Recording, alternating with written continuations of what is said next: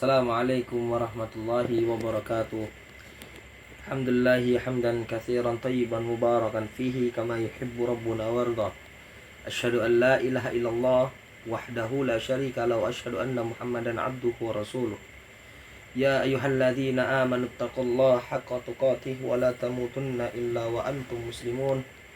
Ya ayyuhan nasu taqu rabbakumul ladzi khalaqakum min nafsin wahidah wa khalaqa minha zawjaha wa batha minhuma rijalan katsiran wa nisaa'a wattaqullaha alladzi tasaaluna bihi wal arham innallaha kana 'alaikum raqiba. Ya ayyuhalladzina amanu taqullaha wa qulu qawlan sadida yuslih lakum a'malakum wa yaghfir lakum dhunubakum wa may yuti'illaha wa rasulahu faqad faza fawzan 'azima.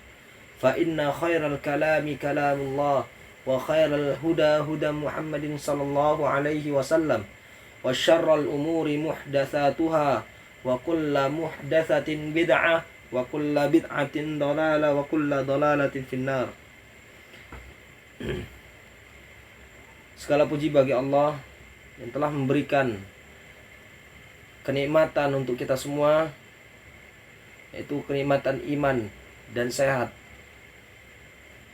Hingga sampai saat ini kita bisa kembali dalam belajar, yaitu pendidikan agama Islam, yang insya Allah yang kita bahas di hari ini yaitu adab dalam bergaul. Setiap manusia pasti bergaul dengan siapa? Dengan orang lain. Tidak mungkin manusia itu cuman hanya diam menyendiri di rumah, dan ini tidak pernah mungkin seperti itu. Bahkan di dalam rumah pun dia juga bergaul dengan seseorang juga, entah itu keluarga ataupun temannya yang di dalam rumah tersebut. Akan tapi di dalam bergaul itu pasti memiliki adab. Ini yang akan kita bahas. Dan banyak poin-poin penting yang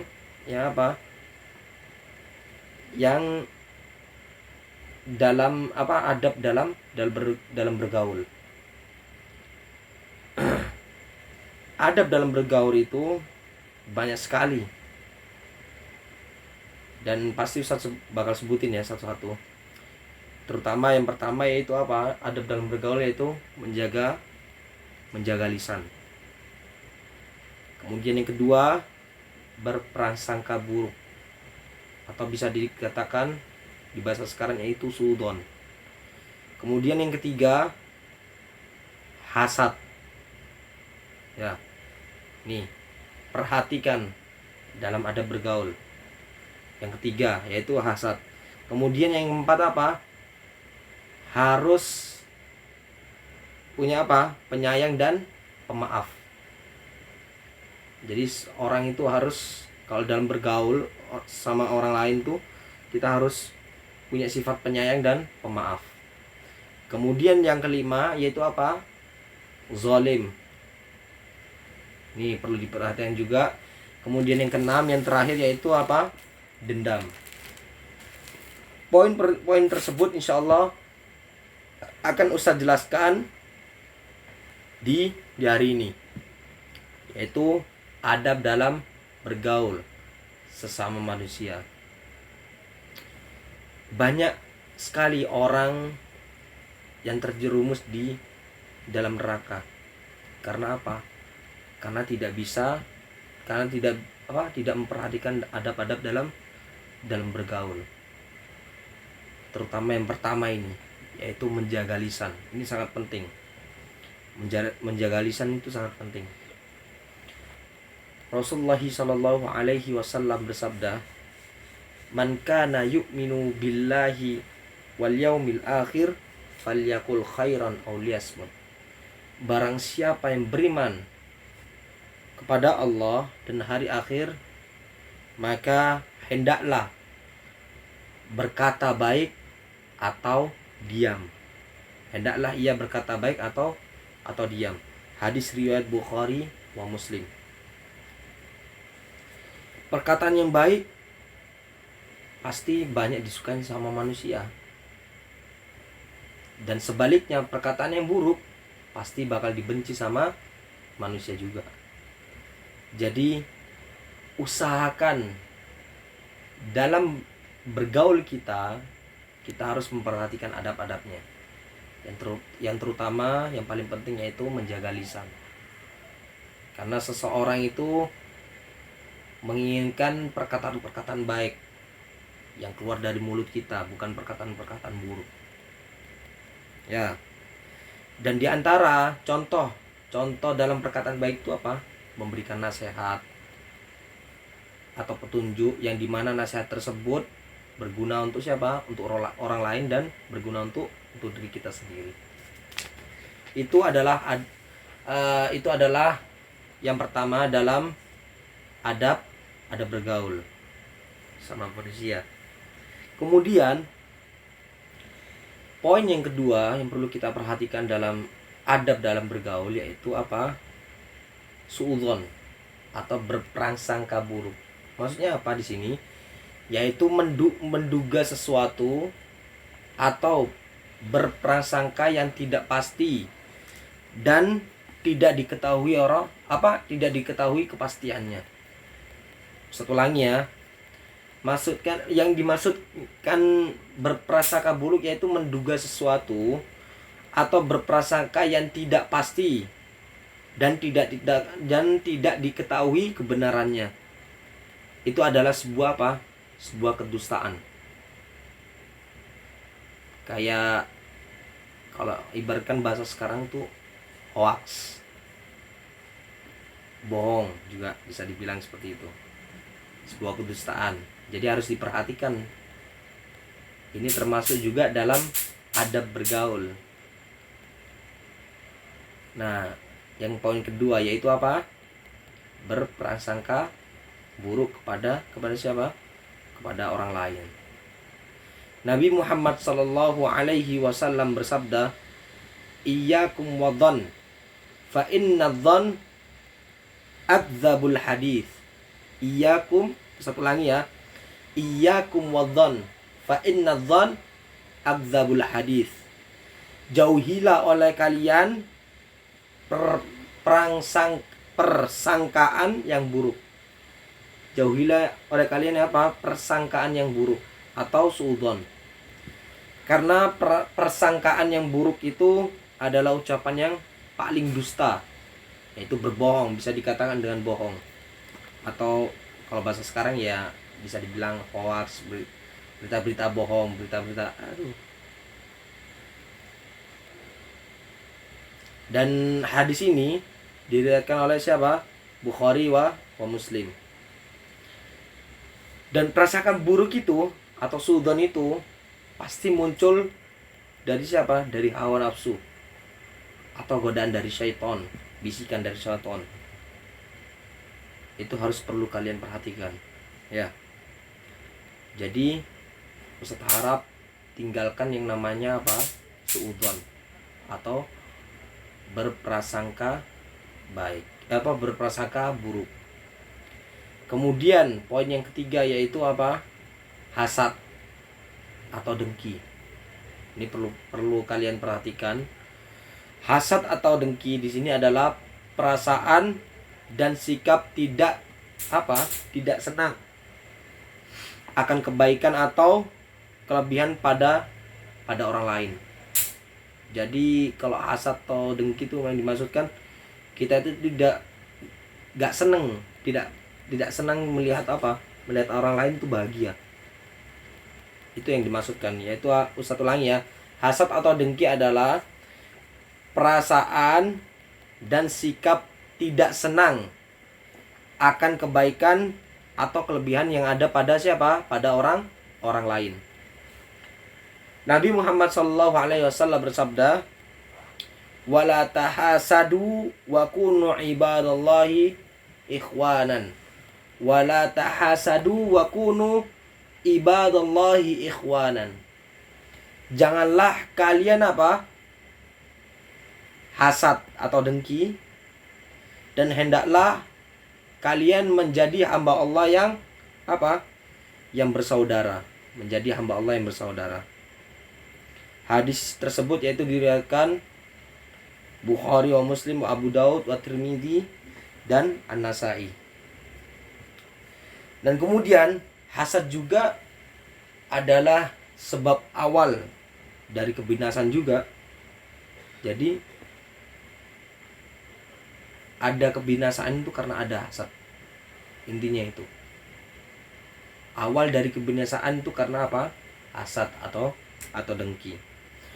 Dan sifat hasad juga bisa membakar amal kebaikan kita, seperti halnya api yang membakar kayu. Ya. Dan sifat hasad juga akan menghancurkan seluruh perbuatan baik kita kepada orang lain. Ya. Dan otomatis orang yang hasad atau dengki pasti ujung-ujungnya masih mana? Masuk neraka jahanam. Na'udzubillah min dzalik. Kemudian poin yang keempat yang perlu kalian perhatikan dalam adab bergaul yaitu memiliki sifat penyayang dan pemaaf. Seorang muslim itu harus memiliki kedua sifat tersebut sebelum mereka bergaul sama siapa? Sama orang lain, yaitu sifat penyayang dan pemaaf. Nabi Muhammad SAW bersabda, "Man la yarham la yurham." Barang siapa yang tidak menyayangi, yaitu menyayangi sesuatu ya, maka dia tidak akan disayangi. Ya, man la yarham la yurham. Hadis tersebut sahih dan diriwayatkan Bukhari wa Muslim wa Ahmad dan Abu Daud. Dan kemudian Allah Subhanahu wa taala berfirman, "Wal kadhiminal ghaidha wal 'afina 'anil nas. Wallahu yuhibbul muhsinin." Dan orang-orang yang menahan amarahnya serta memberi maaf kepada orang lain, yaitu apa? Maka sesungguhnya Allah menyukai orang yang berbuat baik. Surat Al-Imran ayat 130-34. Kemudian Rasulullah SAW bersabda juga, "Laisa syadid bisur'ah. Innamas syadidul ladzi yamliku nafsahu 'indal ghadab." Orang yang kuat tidaklah dilihat dari ototnya. Jadi orang kuat itu tidak harus ototnya kekar, badannya gede, tidak harus seperti itu. Akan tetapi orang yang kuat itu dilihat dari kemampuannya dalam menahan amarah. Yaitu bisa dikatakan sabar, tidak marah. Hadis tersebut sahih diriwayatkan Bukhari wa Muslim. Kemudian poin yang kelima yaitu hindarkan yang namanya zalim. Ya. Zalim itu apa sih Ustadz? Zalim itu adalah perbuatan yang bisa merugikan orang lain. Ya, zalim. Contohnya ya bisa dikatakan jahil juga sih. Contohnya zalim dalam uang. Ya. Uang tersebut disimpan di lemari, kemudian kalian menyembunyikan uang tersebut. Maksudnya gini, uang si A ada 100.000, 5 bulan 2. Kemudian si B ini punya sifat zalim. Zalim tersebut juga si B ini juga memiliki sifat hasad juga. Karena dia tidak memiliki uang, jadi dia zalim dengan mencuri, mengambil atau menyembunyikan uang tersebut. Hindarkan dengan sifat seperti itu, zalim kepada orang lain, ya. Naudzubillah min dzalik. Dan zalim itu juga merupakan sifat yang sangat-sangat Allah benci. Merupakan sifat tercela. Ya. apalagi menzalimi sam muslim nggak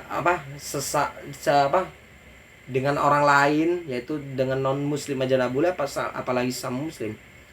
Itu dilarang atau dihindari ya. Nabi Muhammad SAW bersabda, kullul muslim 'alal muslim haramun damuhu wa maluhu wa irduhu. Satu lagi ya. Nabi Muhammad SAW bersabda, kullul muslim 'alal muslim haramun damuhu wa maluhu wa irduhu. Apa yang dimaksudkan di hadis ini? Yaitu antara sesama muslim diharamkan menumpahkan apa? Darah. Wa maluhu, merampas harta. Dan wa irduhu, dan melecehkan kehormatannya. Hadis tersebut sahih dan diriwayatkan Muslim dan Tirmidzi. Kemudian di zalim ini ada 3 macam. 3 poin yang perlu kalian perhatikan di dalam zalim ini ya. Yang pertama, zalim kepada Allah. Itu yang pertama. Kemudian zalim kepada makhluk Allah. Kemudian yang ketiga, zalim kepada diri sendiri. Ustaz, apa sih yang dimaksudkan zalim kepada Allah? Yaitu zalim yang dimaksudkan di sini itu apa? Berbuat syirik kepada Allah Subhanahu wa taala. Contohnya seperti menyembah patung atau menyembah berhala, atau meminta pada sesuatu yang dimana tidak bisa dikabulkan. Contohnya meminta pada orang yang sudah meninggal atau di kuburan. Itu sama aja kita zalim sama siapa? Sama Allah Subhanahu wa taala. Atau juga kalau di zaman sekarang juga ada namanya mempercayai jimat. Naudzubillah min dzalik. Semoga Allah menjauhin dengan yang namanya apa? Sifat zalim. Kemudian yang kedua yaitu zalim kepada siapa? Kepada makhluk Allah. Apa yang dimaksudkan di sini? Zalim kepada makhluk Allah yaitu contohnya adalah apa? Menghina sesuatu yang sudah Allah ciptakan. Apa maksudnya? Menghina sesama manusia. Itu zalim kepada makhluk Allah.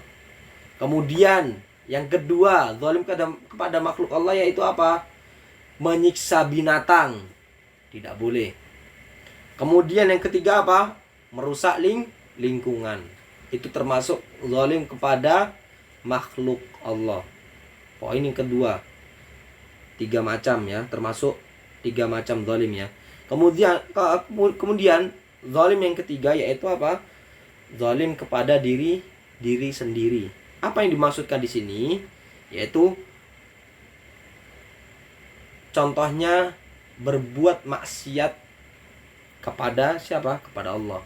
Yaitu berbuat maksiat itu yaitu apa? Yang dimaksudkan dosa, berbuat dosa. Zina, minum bir, khamr, atau lain sebagainya. Atau juga bisa dikatakan yang paling simpelnya ya, meninggalkan sholat atau berbohong. Ya, itu dihindarkan. Zalim kepada Allah, kepada makhluk Allah. Kemudian ketiga, zalim kepada diri sendiri. Kemudian poin yang terakhir yaitu adab dalam bergaul adalah apa? Tidak boleh dendam. Seorang muslim itu diharuskan apa? Tidak mempunyai sifat dendam. Apalagi dendam terhadap saudaranya ya, saudara semuslim ya. Rasulullah sallallahu alaihi wasallam bersabda, "Fala yahillu lil muslimin ayyahjura akhahu fawqa thalathati ayyamin." Ustaz ulangi ya. Nabi sallallahu alaihi wasallam bersabda, "Fala yahillu lil muslimin ayyahjura akhahu fauqa thalathati ayyamin. Apa yang dimaksudkan di hadis tersebut? Yaitu haram bagi seorang muslim mendiamkan saudaranya apa? Lebih dari 3 hari. Jadi diharamkan seorang muslim tersebut mendiamkan saudaranya selama 3 hari. Diharamkan masuk surga. Hadis tersebut sahih dan diriwayatkan siapa? Bukhari wa Muslim. Itu adalah adab-adab yang perlu kita jaga, perlu kita perhatikan sebelum kita bergaul dengan orang lain, ya. Dan kita juga harus menghormati orang yang lebih tua, ya. Dan menyayangi adik yang lebih muda. Ingatlah, setiap kebaikan adalah sedekah dan dibalas dengan pahala. Nabi Muhammad SAW bersabda, kullu ma'rufin shadaqah. Setiap kebaikan itu adalah sedekah. Hadis sahih riwayat Bukhari wa Muslim wa Ahmad. Nah, kemudian di dalam adab dalam bergaul, yaitu ada 2 poin lagi. Ada dua poin. Apa yang pertama? Adab bergaul dengan orang yang lebih tua dari kita. Ini perlu kalian ketahui. Apa aja adab bergaul dengan orang yang lebih tua dari kita? Apa aja yang perlu diperhatikan? Yang pertama, mendahului mengucapkan salam kepadanya, yaitu assalamualaikum. Setiap kita bertemu dengannya yang lebih tua, kita mendahului ucapan salam, assalamualaikum, ya.